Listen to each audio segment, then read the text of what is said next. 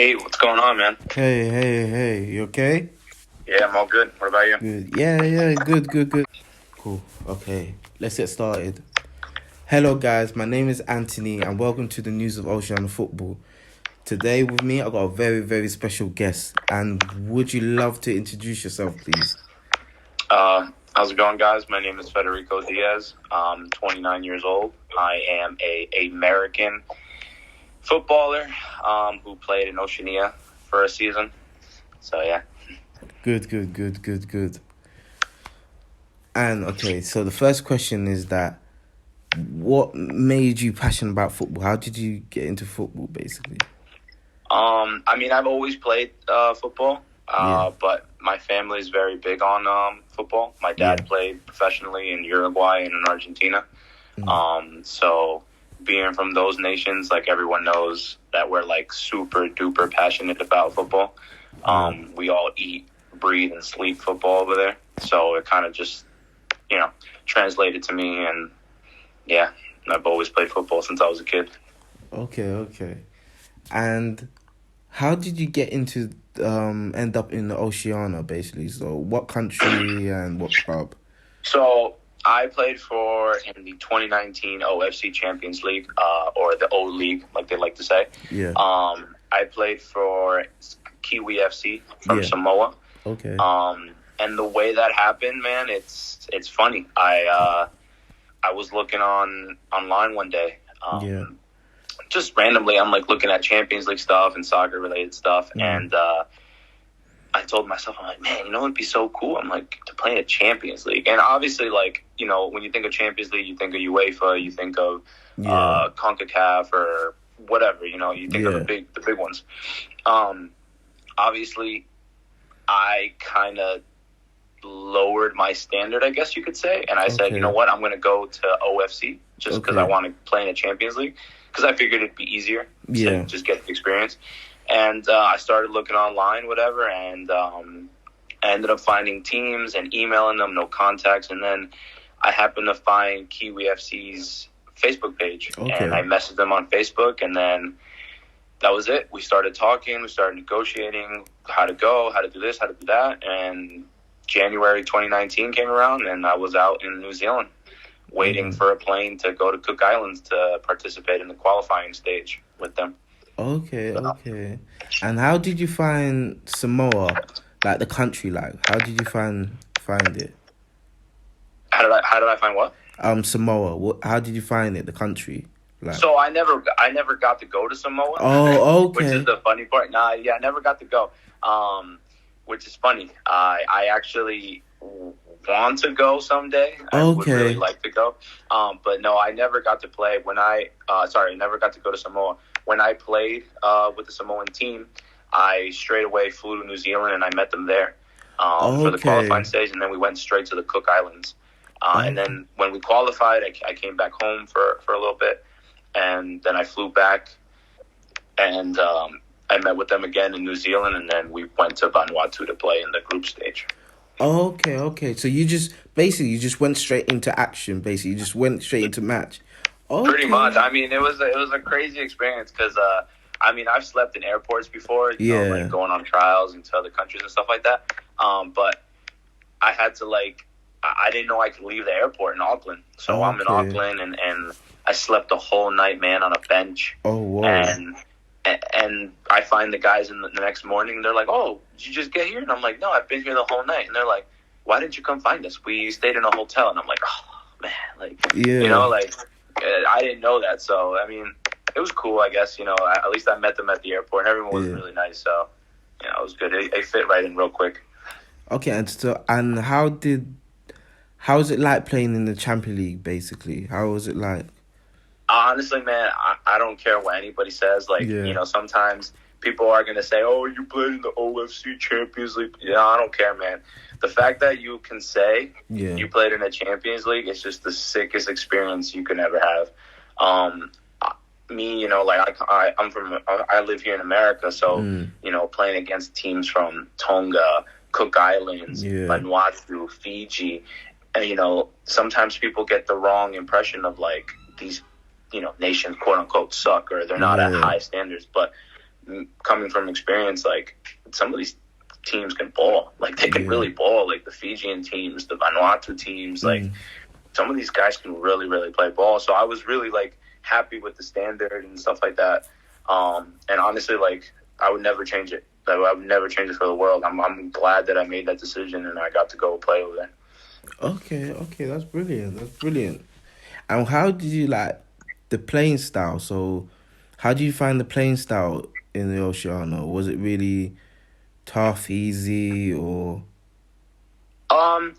Honestly, like when I went over, I kind of went with like, I know it sounds a little bad because I'm not really that kind of person, but I went with like a cocky mentality. I'm like, I'm gonna be able to breeze right through it. Yeah. But it wasn't the case. You know what I'm saying? Some of the teams that we played, like the level was really high, really fast pace, very direct. Okay. It was just different. Compared to the Samoans, whereas like if you watch Samoan teams or American Samoan teams, because they're just as similar, it's more slower, a little softer pace. Not as hard tackling. Even though a lot of teams or a lot of people like to say that a lot of the Pacific nations try to like mix in rugby with football. I didn't see it. I mean, maybe in other tournaments it's been worse, but me personally, I didn't see it. So like the level was pretty good, standard was good, and just the pace of some teams was really, really good as well. Okay, would you come back again to the Oceania? Oh yeah, I would love to. I wanted to come this season. I was talking with a certain nation, can't really say who, to go play for their team in the Champions League. But again, unfortunately, with COVID and everything like that, the tournament got canceled. So hopefully, keeping my fingers crossed, hopefully for the next tournament, I can go over. Okay. And would you advise more, how can I say, Americans to come and play in the Oceania? Because I know they got the mentality thinking the Oceania is a weak league and it's not really going to be up to their standards. But would you advise them just to try? Yeah, definitely, man. Like I said, like just the fact that you can have on your CV, I played in a Champions League. That right there, it does you so much wonders. And like I at first I didn't see it that way because like I played in Thailand, I played in Australia, and things like that. So for me, it was just like I just want the experience of having that Champions League. And a lot of Americans, unless they play in the MLS or they move to Central America, they're never going to really have the chance to play in the CONCACAF Champions League, which is our equivalent tournament here. So me personally, like if there's any like young American kid or anything like that really wants to get that experience, I think they should go out there, man. I mean, even if they feel like they're too good for the islands, I mean, I would give New Zealand a shot. Maybe Fiji, the bigger nations, the bigger islands and nations that are over there that have the higher level football in that area of the world, just to get that experience, man. And it opens doors for you. Like I said, it opens doors for you. Just the higher level you play, there's always going to be doors open, and people are always watching. Even at the smallest tournaments, you never know who's watching. Okay.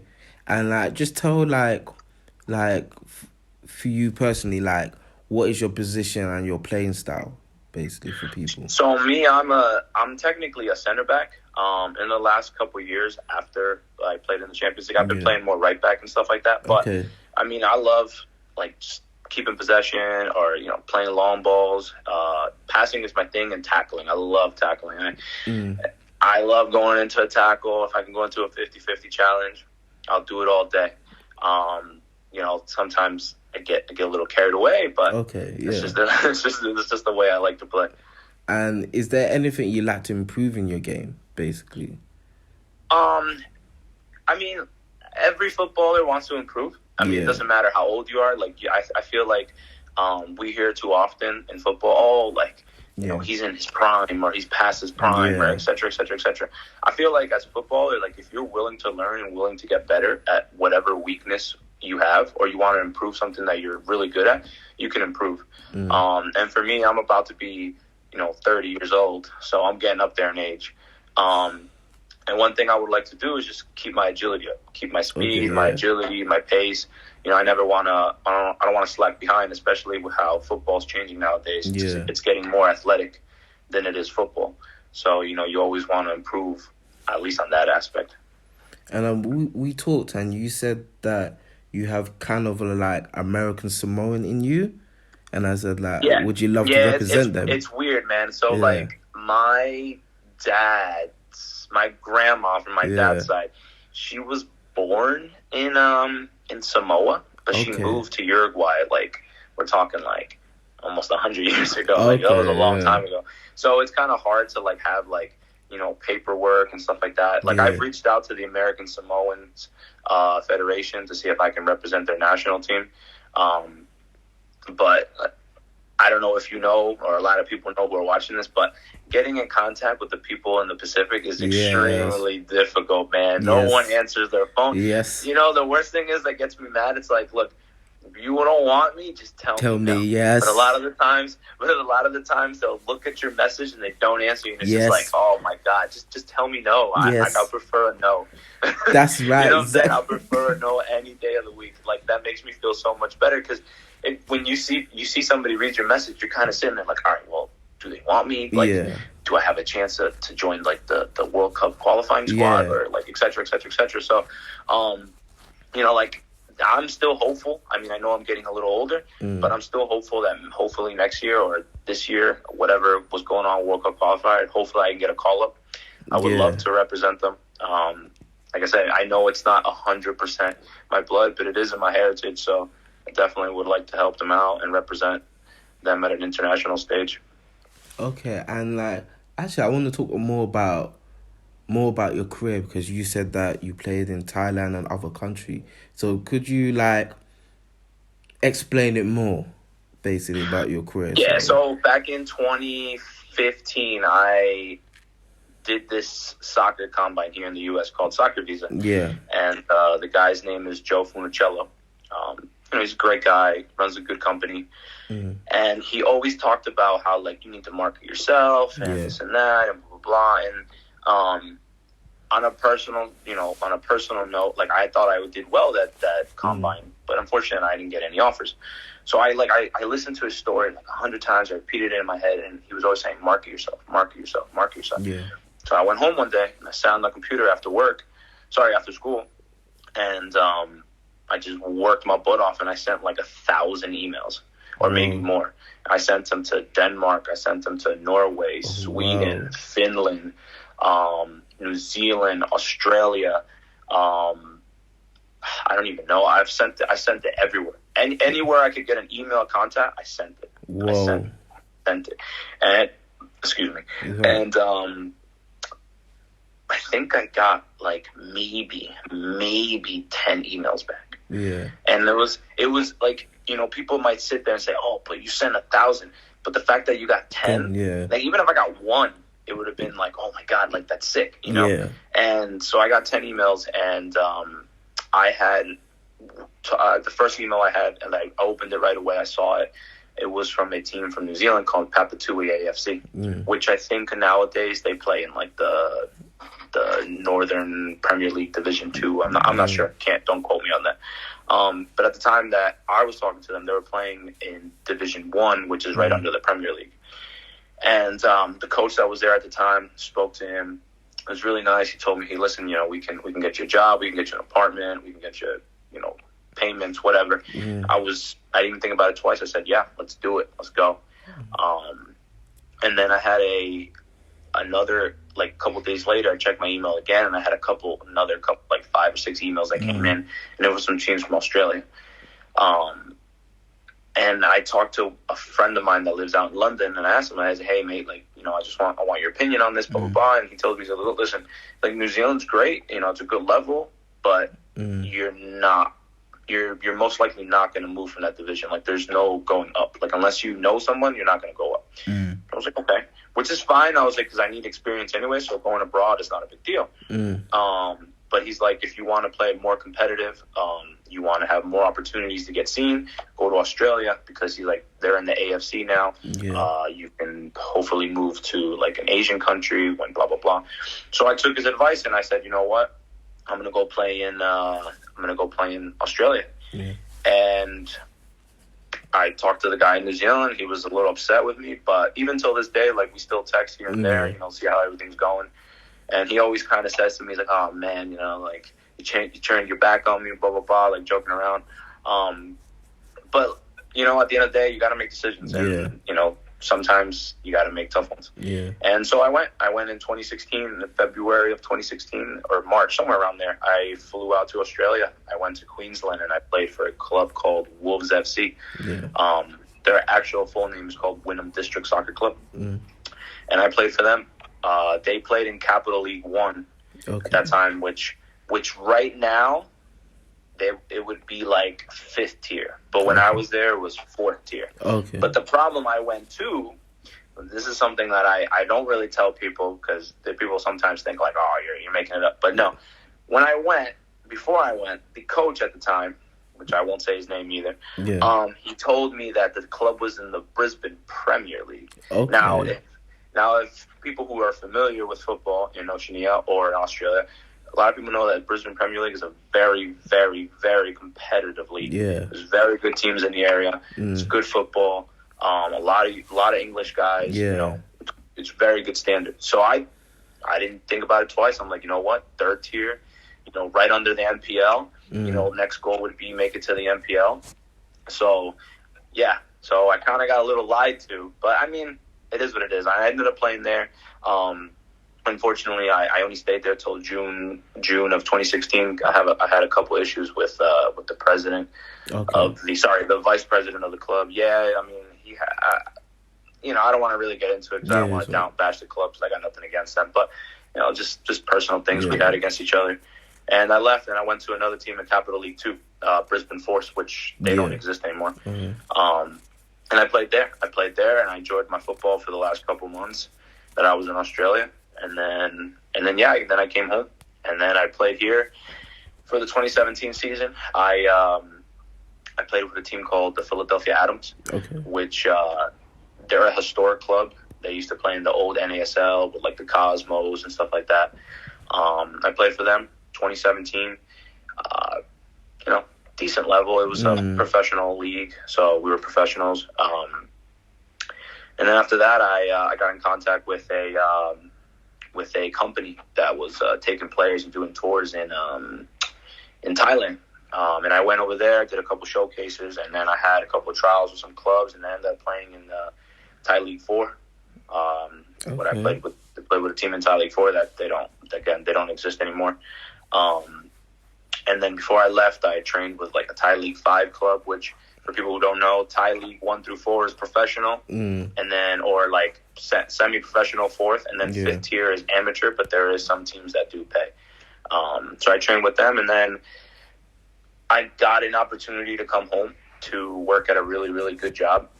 I don't know if you're familiar with the German company Siemens. Okay. Yeah, I came home, and it was like, it was a job I couldn't say no to. So I came home, I worked there, and to be honest with you, absolutely hated it. I hated it because I wasn't playing football. I wasn't training every day. I was starting to gain weight. I hated it. So I started looking for opportunities, and again, same thing I did when I did Australia. I started emailing people. I started emailing agents, clubs, and I got lucky enough that in February of 2018, I got a trial in Bulgaria. I went to the 3rd division in Bulgaria.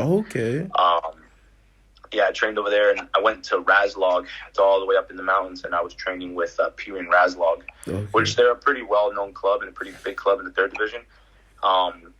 Everything went well. I was going to sign. It was a decent contract. But to be honest with you, man, like, nothing against the country, but I would never go back there. I just personally didn't like it. The players were cool with us, but the coach, like, he was not. He was very, I wouldn't say racist, but just because he knew some of us were American, he did treat us a little different. And I didn't like that, because at the end of the day, like, you're a footballer. You know, it doesn't matter where you're from or what color you are. It doesn't matter. Like, you're a footballer, and that's it. And yeah, I didn't take it. We had a friendly on a Saturday, and me and this other American kid that were there, I told him, I was like, dude, I'm not going. And I missed the bus on purpose. I even pretended I was walking to the stadium, and I watched them drive right by, and they all stared at me like, where's this guy going? But it's just because I I couldn't do it. I just didn't like it. I just wanted to get out of there. And I should have probably just been a bigger man and just talked to them and say I'm not interested. So I do regret that. But at the end of the day, I mean, it is what it is, and I did it. So can't really turn back now. And then I came home. And then obviously in 2019, I played in the Champions League for Kiwi FC. Came home. I had a couple offers from some New Zealand clubs. Okay. I had a couple offers abroad as well. And then I was going to sign for a club in Oman. Okay, whoa. First division, in the Arabs, which was sick, man. Yeah. I talked to the coach. I talked to the representatives, everything. Contract was signed. And I was about to leave. I get to the airport and paperwork was wrong. Like, my name wasn't matching the ticket wasn't matching my passport. What? I don't know, man. It was heartbreaking. I tried to contact the coach, and then after a couple days, he finally got back to me, and he's like, listen, like, I left the club. I left it for personal reasons, blah, blah, blah. And I left my Arabic phone over there, so sorry about that. He's like, I wish you all the best, obviously, blah, blah, blah. And then obviously that didn't fall through. And then I played here. I played here in the UPSL, which is considered the fourth division. Yeah. I played with a team called Fox Soccer Academy, which is owned by Christian Fuchs. It's Leicester City. Okay. And I played there. Didn't play much. I didn't play much because we had like 50 guys on the roster. It was insane. Oh. And there was a lot of guys who played were all like buddies with the coach. But great training. We were a really good team. I felt like I got better training there. We were the inaugural champions in fall of 2019 for the UPSL. Okay. And then come the winter time, and I'm training my butt off. I'm getting ready to go to California. I was going to go trial with some NISA clubs over there. I was going to trial with like one club and then see how that went, and then go to another one. I had everything set, had contacted the coaches, was ready to go in January. And in December, I go and I get injured. I tear my ACL, and I miss a whole year. Yeah, man. But on a positive note, even though it's not positive, it did happen when COVID happened, so I didn't miss any football. Which is a sad thing to say, but it's like the only positive side you can see of it. And I started playing again about November of 2020, and I got lucky enough that I maintained a decent level of football. I got back into pretty good shape, and in March of this year, I was on trial with the Charlotte Independents. I went there for 2-3 days, and then after that, I went to Michigan Stars, and I was there from NISA. And I was there, and unfortunately, I didn't sign, and the coach did tell me, you're not fit yet, blah blah blah, but I wasn't mad about it because the fact that I was still able to maintain a decent level of football and get a trial, it was perfect. And right now, still looking for opportunities to play, still trying to get back into the professional game. So right now I'm going to play with a new club in the EPSL called the KearnyScotsAC Americans. Okay. And anybody who's familiar with this area of soccer know that KearnyScots were huge in the U.S. Open Cup and just U.S. soccer in general. Yeah. They've been around since the late 1890s. So they've been around for a very, very long time, and a lot of guys have gone and played abroad there. So, I'm just hoping that I can have a good season this year, stay fit, and then hopefully keep my fingers crossed. I have a good enough season that I can go play somewhere else. Whoa, that's a lot. You've been through it all, the up and to tell you the truth, man, it's a lot. But I missed it. I'm telling you, man, we could sit here for hours, and I didn't tell you about trials I've had in England. I could have told you about sleeping in a bank in Canada. I could have told you so many things that I've done with my career. Oh, dude, I'm telling you, man. I've done it all. A lot of times I hear guys complain, oh man, I got a trial and I didn't get no place to sleep. Yeah, man, I slept in an airport. I slept on the floor. I slept in a bathroom. I slept in a bank. I slept in a McDonald's one day. Literally, I slept in a McDonald's. I was on trial. Okay. Wait, I was on trial. I don't care if this. I don't care if this interview gone left. Kids don't know, man. Kids don't know. Wait, kids complain about everything now. Wait, I don't care if this interview goes left. What? Wait, what? You slept in a McDonald's. You slept on the floor. Yeah, man, I've been everywhere, man, and I've just been just to get an opportunity, man. I would go anywhere. Like I said, I slept in a McDonald's, and it was in England. Not in England. It was in. The heck was it? It was in Canada. I was in Canada because what I did back in 2013. Sorry. Yeah. I had went out to Italy. I went out to Italy for like a month, and I was through like an agent that I knew, and I went and I trained with like Empoli's not Empoli's youth team, but Empoli's like youth academy affiliate or something. Okay, yeah. Did well. I had like an couple offers from Montova Calcio. I had an offer from an Enchilanza team called oh my God, what was their name? Sanchisto. And we had played them. We played their Primavera, which is their second team. We played them in a scrimmage. The same time we went, there was a team from Brazil from the third division that took their first team, their under 23, and their U17 team. So we played scrimmages against them, and I did well enough that teams actually saw me and looked at me. And when I got back home from being there, the agent I was working with, he's like, I kept telling him, hey, listen, contact the club. Yeah, I'll get onto it. A week passed, nothing. 2 weeks passed, nothing. By the time I got back into contact with him, he's like, yeah, I reached out to them, and, they already signed another midfielder, defender, blah, blah, blah. I'm like, ah. So to make up for it, he sent me to a club in Canada in the Canadian Soccer League, which at that point was, I guess, their only professional league. They still exist till today, but the club that I went to, they're no longer around. So he sent me on trial over there. Okay. And first night, I went up to Canada. I took a bus. He paid for it, paid for all of it. I guess he felt bad.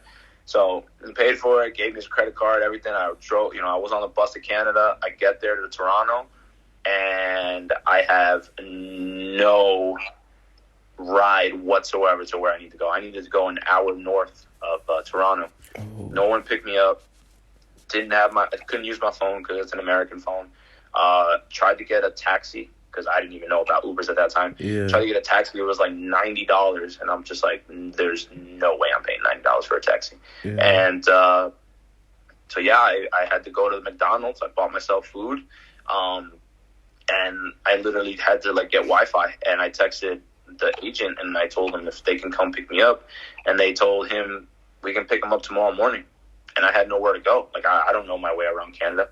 So I bought food, I ate, and I waited outside till because McDonald's over there is open 24 hours, the one that I was at least. And I went inside and I laid in one of the little booths and I fell asleep. They did kick me out at 5 a.m. So I started walking around the city at 5. But yeah, I had to sleep in a McDonald's, man, until someone picked me up the next day. Oh, wow. Cause I've seen footballers they have no agents, and when there's nothing, they have to start emailing. They have to find clubs. There's so many players. There's a player called Brando. I've been watching his YouTube videos. Yeah. I watch his YouTube videos. I love his stuff, man. He's a good guy. I love his stuff. But I honestly I couldn't do what he does, and I respect what he does because me I would prefer to just email and call coaches. Yeah. But he goes up to clubs, man. For me, I got a lot of respect for that because the fact that he goes and knocks on doors and directly goes to talk to the sports directors takes a lot of courage, man. And I respect that out of him. Because when you were saying that, I was thinking the same thing. This guy is doing all of this. He must be knocking doors as well. Nah, man. I wish every time I've gone somewhere, it's always been I've already arranged something, but it gets arranged, but it doesn't get arranged completely, and that's the thing that would always kill me. I had to when I was leaving Italy, same thing. I didn't have anybody to drop me off the next in the morning to take my flight. So I literally had to get dropped off from a player to the airport in Rome, and I slept on the floor in the airport, and I used my luggage bag as my pillow. When I got up, I felt like a 75-year-old man. I couldn't walk. My neck hurt. My back hurt. I didn't want to even get on the plane because I'm I got to sit on a plane for 10 hours to go back home. There's no shot. Yeah, man. I like, and then another Canadian story. When I was in Canada, the place I was staying at, they were a school. So during the summer, they're like a hotel, but during the school year, they're a school. And they had to clean my room, and I had to leave, and they're like, "Oh, you can come back tomorrow." So I had to go sleep at a bank, and because you know how like banks, you can open the front door and you can go to the ATM. Yeah, I had to sleep like right next to the ATM. I'm surprised no cops came because they probably thought I was gonna rob or something. Yeah. So, like, hey. So yeah, man. I mean, I've done it all. Oh my God. No, do you know what? I call that grind. Actually, I kind of call that grinding, like, to save, like, the football you love, innit? And the passion as well. Like, it's basically like you're living, like, you're living, you're earning. Because that's what you only do is football. And, like, a lot of people, the problem is with a lot of people nowadays is that they think, like, you know, something's going to fall in your lap. Yeah. Or, you know, I don't know, like, people think, oh, yeah, I'm 16, you know, I'm good. I'm going to go play for Inter Milan or play for Manchester United. And it ain't that easy, man. There's like 1% of those people that make it. You know, football is about just, I mean, it's a job. Like, I'm not saying it's not a job, but for like about, I'd say maybe 80 to 90% of the world that are people that are professionals, like, they just make enough to just live, you know, like that's what football is. And these people didn't just get an opportunity. Like, all these people went out to look for that opportunity.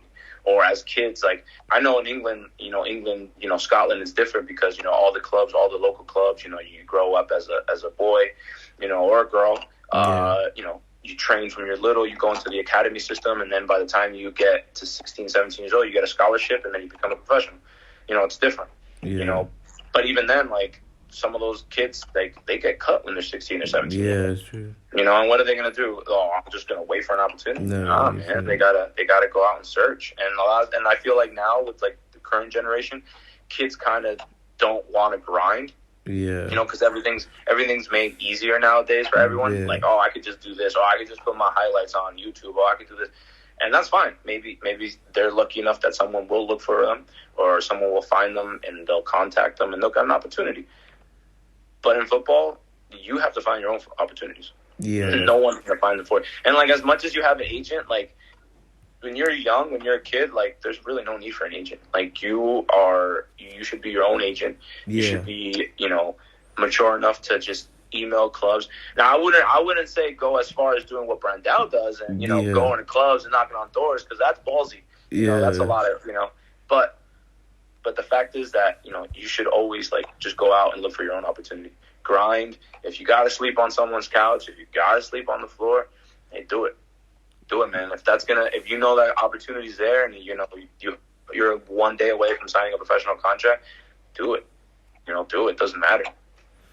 Yeah, and like the first and second division, is that like the safekeeping? Like, if you sign like a 4 years contract, that means like you made it as a footballer, or you're still cautious after that. I feel like, for example, like I know like once you're a certain age, like you only get like 1 year deals. But I feel like if you're younger and you get like a 2 or 3 year deal, I feel like you made it. But the work doesn't stop, though. Yeah. Just because you made it just doesn't mean like, oh, yeah, you know, I got signed by Arsenal last year. Yeah. They're going to keep me.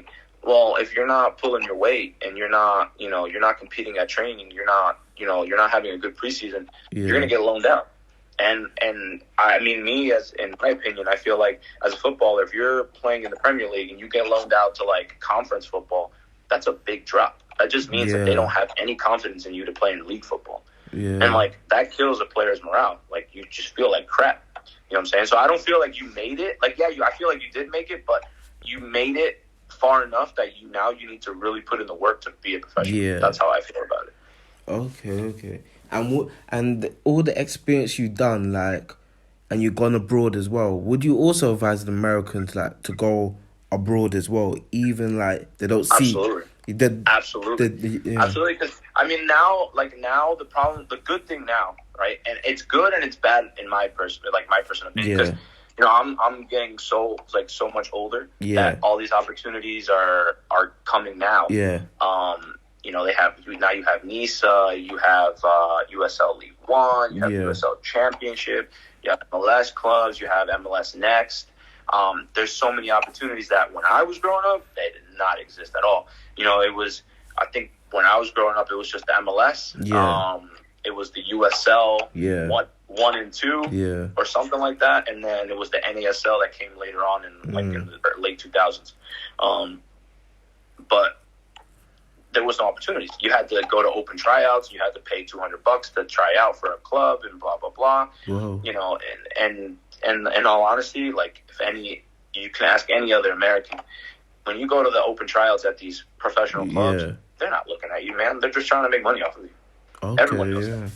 Everyone knows that. Like, if you think of put it like this, I could put it to you in a simple term. You have 100 guys. Yeah. Go to these open tryouts, and you charge $200 to these guys. How much money did they just make? They just made mad money. Yeah. It might not sound like a lot, but for lower professional clubs, 20 grand, 30 grand, 40 grand that you just make out of 2 or 3 open tryouts, that's money that you can put towards making the field better, making your facilities better, paying your players, paying your staff. It is what it is. But like I said, now it is getting better, so there is more opportunities. But even then, we're such a big country that even your opportunities are limited, because there is a lot of professional football this year. Yeah. So I feel like if you're not getting an opportunity here, go abroad. The worst thing that someone can tell you is what? No. No. And if someone tells you no, are you going to stop pursuing your career? No. You just keep looking for another opportunity. I mean, there's probably going to come a point where, you've been searching for the opportunity for 10 years and you didn't get it. All right, fine. And that's up to you if you want to stop playing or not. But, if you're an American and you're not getting any opportunities in your own country, go look somewhere else. Nowadays, the majority of people in this country have dual citizenships. They're all either from, Europe. Yeah. Their parents are either from Europe, from South America, Central America. Go look in those countries. Yeah. You might not get paid a lot. The facilities might suck. The living style might not be the best. But you're playing. You're doing something you like. That's your career now. And you're getting it started elsewhere. Yeah. And then, maybe later on, after you've played abroad or whatever the case may be, then you can come home. There's nothing wrong with that. I feel like a lot of players, they don't want to leave because they feel like if they come home, they failed. Okay. And it's not the case. It's not the case. Go start your career somewhere else and then come back home. There's nothing wrong with that. And could you explain to me what is MLS Next? Because I've been looking and I still don't understand it. So pretty much MLS Next is under 17, under 18 teams. Okay.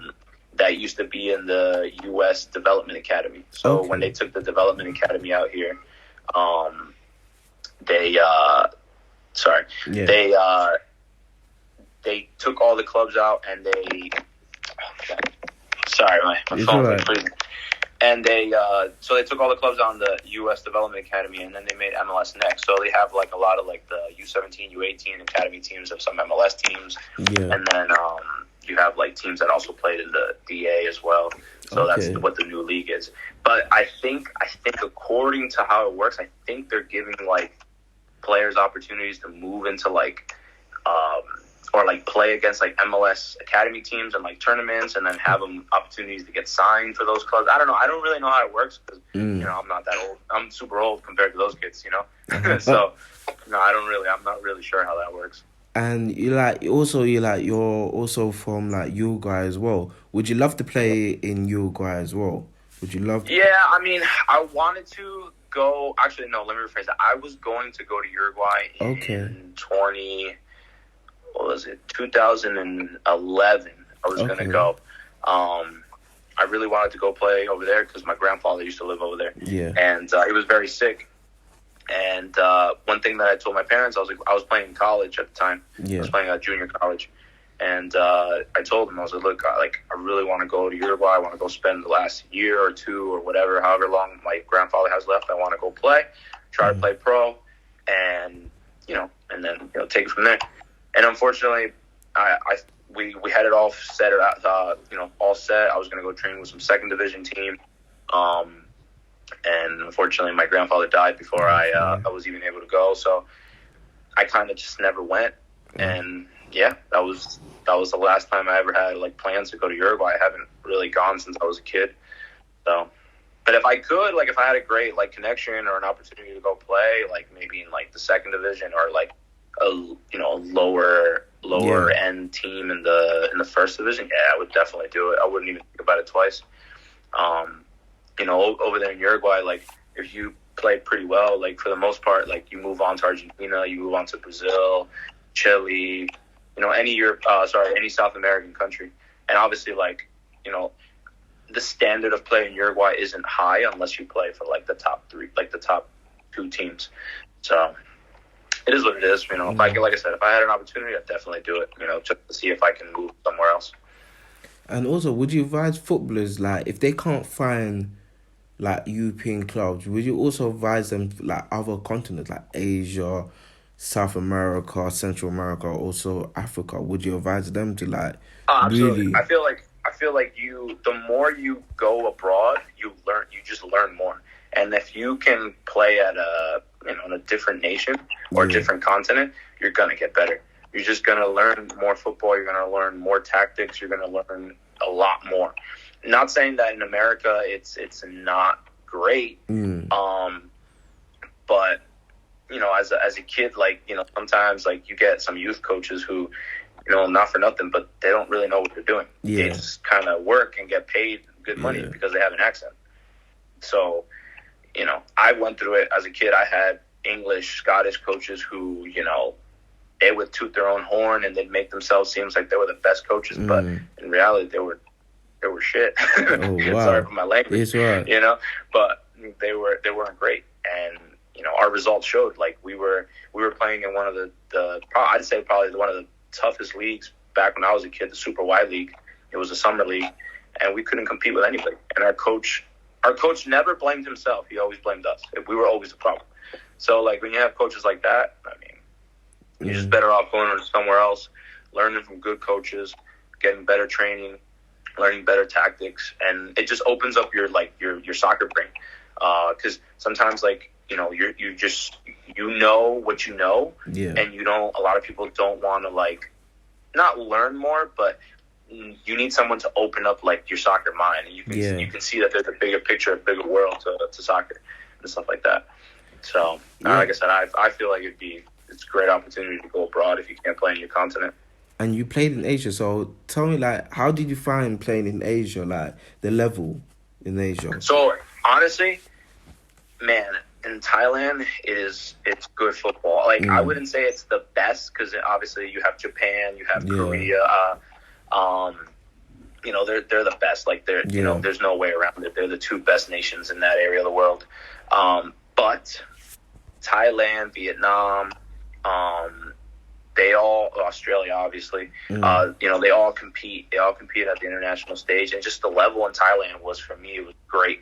Over there as a foreigner, they usually fill in like the middle of the team. So, as a foreigner, they'll usually have a center forward, a center mid, and a center back. Maybe a goalie. But for the most part, the outside of the team always Thais, because they're just so fast, so technical. And that's the thing. Like, Thai football is so fast, so technical. The speed of play is insane. It is so crazy. Like, if you're not fit, like if you go there unfit, like you're gonna struggle big time. I can't really say the same about like Vietnam or any of that, because I obviously never played there. But I'm assuming it's the same way. I'm assuming all the Southeast Asian nations are all the same. Laos, Cambodia, I feel like they're probably all the same. Australia, obviously, like, if you watch the A-League, it's not a bad level. It's a pretty decent level. And there is some pretty good teams like, Sydney FC, Melbourne City, and they play pretty good fast pace as well. So I feel like it's just that area of the world, like, it's pretty good. But yeah, I mean, just Asia in general is good football. A lot of people probably don't think of it because it's Asia. But if you go to one of those nations, man, like, you're definitely going to be playing some pretty good football. Have you had any, like, contact from Asian club, like, offers, like, interest, like? No, well, I was talking to some clubs in Bhutan, Okay, which yeah, is a little nation that's right next to India. I had a team in the first division, actually 2 teams in the first division I was talking to. Same thing. I contacted them, talked to them. We were agreeing on things. They told me that right now they didn't need a defender, but to reach out to them for the second tournament. Reached out. They got back in contact with me. Yeah. And then everything kind of just fell through. I don't even remember why, to be honest. I can't say it was any reason. I feel like I had messaged them, and I think they didn't answer me back. They read my WhatsApp message, and then I was just like, well, I'm not going to be persistent. Like, if they want me, they want me. I talked to them months ago. So. Okay, whoa. And also, what countries would you love to go to? Like, what country you like to play in if you had the opportunity again?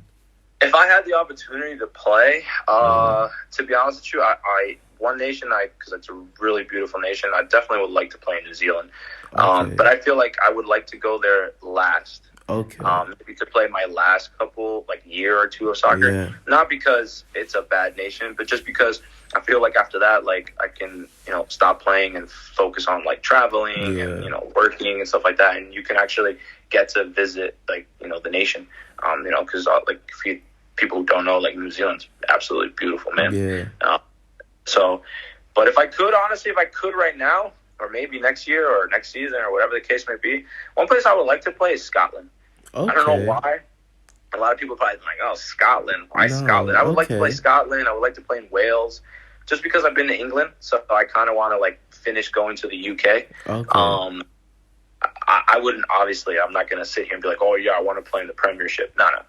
If I could play League 2 in Scotland or whatever the second division is in Wales, yeah, I'd be sick. I'd be awesome. I'd take a 1-year contract any day of the week. Definitely want to go there. Want to go to Ireland as well. I don't know much about Irish football. I know 1 or 2 clubs. And yeah, I mean, Spain would be nice, but Spain it's also a high level, and it's kind of hard if you don't have the European passport. Yeah. And Greece, man. Greece is one place I would definitely love to go. Okay. I've been to Greece before, and I absolutely loved it. Okay. Loved it. Such a beautiful country. And I'd probably say that. And obviously, I would add to the list Uruguay. Just Uruguay because, it's where my parents are from. And, yeah. And at least I can say I played there. But yeah, that's pretty much it. Those are the only places if I had the opportunity to, I'd go. Okay. And what was the next question? Oh God, my mind went blank. Damn, my mind went blank. Oh crikey! I had the question, my mind went blank. Oh God. Yeah. Do you think the MLS league is growing? Do you think it's getting more growing? No, yeah, it's definitely growing. You see that every year, every couple of years, we're getting in a new club. Just the passion for football here is getting so much bigger. The league is growing. It's getting better and better every year. Yeah.